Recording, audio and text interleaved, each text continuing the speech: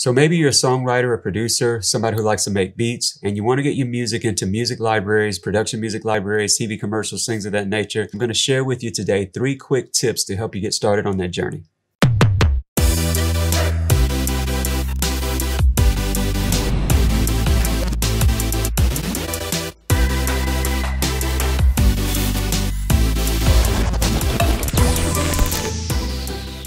If you're new to the channel, my name is Todd Jones. I'm a composer and music producer, and I've been doing this for about 15 years. I've been able to get placements in music libraries, on TV commercials, for theme parks, even a few copyrights, collaborations with major label publishers. So today I want to share with you 3 tips to help you get started submitting music and writing for production music and royalty-free music libraries. Tip number 1, listen, you got to do your research. And when I say research, what I mean is that you've got to take time to actually listen to commercials to see if this is the type of music that you feel like you can produce. Listen to the music that they typically would use in a marketing ad, on a TV commercial, a car commercial, whatever it might be. Think about the target market. Think about the style of music that's being used. Are they using or being influenced by genres that you like to produce, right? The second thing that I want to share with you is you want to join a PRO. PRO is a performance rights organization. There's 3 main performance rights organizations in the US. They are ASCAP, SESAC, and BMI. So the reason that you want to join a PRO is number 1, because they are the ones responsible for paying out royalties.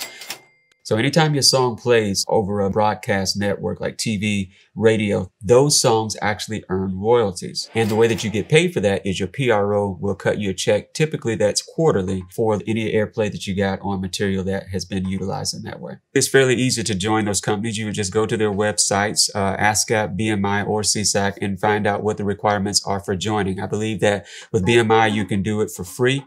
With ASCAP, I believe that there's a small fee, $50 or so, to join as a writer. And then with SESAC, I believe it's free to join also. The only deal with SESAC is that it is by invitation only. In other words, you would have to submit material. They would have to review that material and decide whether or not they would invite you to be a part of that writing society. So another good reason for joining a PRO is when they license the music through a production music library, you don't always know where that music was used, what TV show it was utilized in. And so those statements help you to understand where your music was being used and where your placements were. So that's a very important thing. So that's the reason, another reason why you want to join a PRO. Then the next thing you want to do is get ready to submit material. And the way that you do that, it's not all that hard. You go to the different production music libraries or royalty-free music libraries that you find. Libraries like Pond5, Premium Beats, Audio Jungle. I mean, there's a ton of them out there and they pop up all the time. But you just go to those libraries, take a look on the website and find out what their submission policy is, right? What does it take for me to become an artist for them? What does it take to become an author or somebody who would submit material for consideration to be used within the library? And so the libraries are different. There's different types of payment models and things like that. So you have to do the research of going through, taking a look at the library, seeing, you know, kind of what it's about. Is it a production music library or is it a royalty-free music library? And those things are different. A lot of times they use the terms interchangeably, but if I had to define it, I'd say production music is a little bit more like music that's put together from a production music house for TV shows and things of that nature. Whereas royalty-free music might be something that's a little bit more like YouTube ads, things that might stream on Netflix or Amazon. You know, so there's different ways that this works. The main thing that you need to understand, though, is that these are all viable ways for you to be able to earn a living using your music. So once you find some of the websites that you are interested in submitting to, you want to look and find out what their policies are for submitting material. And then you want to follow their submission guidelines. Do what they ask you to do.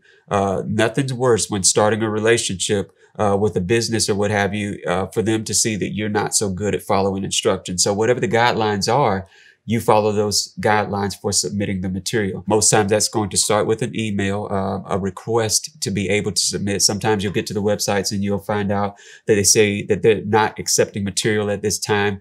Just go back and check every other month or so and see if anything has changed with that, you know, submission process. I'm going to provide a link in the comments below to some sample emails that you might, you know, try to send out when you're first initially establishing that relationship, kind of the right things to say when you're kind of asking, can I submit material, the right verbiage to use. All of these things help you to level up what you're doing, right? You want to be as professional as possible, making that great first impression. And so I'm going to provide, like I said, I'm going to provide a template email, some of the way that I would have sent out that email to try to see if I could get someone interested in allowing me to write for the library. And hopefully that'll be helpful to you to help you to begin to draft an email together when you start your submission process. As far as song length, I would recommend to do something like maybe 1.5 to 2.5 minutes long for a song. Nobody's going to want your 5-minute song to listen to for the purposes of determining if they want you to write for the library. Typically, everything that's being used in production music libraries, TV commercials and all that, it's going to be cut up. It's going to be shortened anywhere from 30 seconds, 15 seconds, 30 seconds, sometimes even shorter, so the deal is, you don't need to submit any more than a song that's 1.5 minutes long is plenty. The great thing about composing and arranging this type of music is you don't have to produce necessarily a 3-minute song. As far as the number of songs, 3 to 4 songs initially to see if they have an interest in you writing for them. And then once you've submitted the material, just wait the allotted time. Usually that's on the website. They'll say how long they need you to wait before they're going to respond or typically, how long it takes for them to respond. And most of them are pretty good about doing that. And so wait that allotted time. But don't wait that time idly, okay? And so what I mean by that is that if you're expecting or wanting to submit material for that library in the 2 to 3 weeks or the 4 to 6 weeks that they are saying that they typically will get back to you, it's a good idea to start getting your, between 7 and 10 songs together, produced, arranged, if you don't already have that in your repertoire. So listen, thanks again for watching. If this information was useful to you, please subscribe, like, turn on notifications, and we'll see you in the next video.